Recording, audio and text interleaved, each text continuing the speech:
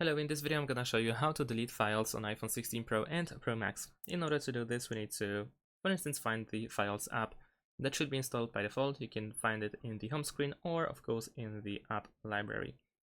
Once you open it, of course, you have different categories at the bottom. You can go to Recent Files, Shared, or Browse. Remember that in Browse you can also go back over here in order to find the list of all locations and also some categories or actually tags.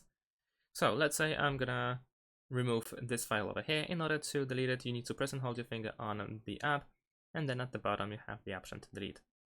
And there we go. Now technically the file is deleted, however not really, because it is still saved in the recently deleted. So you want to go back and to the browse, and in locations you want to choose recently deleted. Over here you will find everything that you have removed recently in the, I think, last 30 days.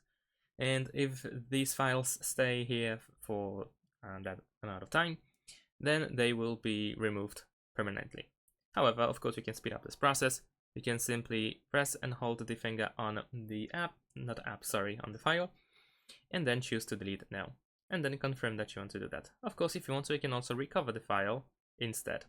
And that's it. Thanks for watching, leave a like and subscribe to my channel, and see you in my next videos. Bye!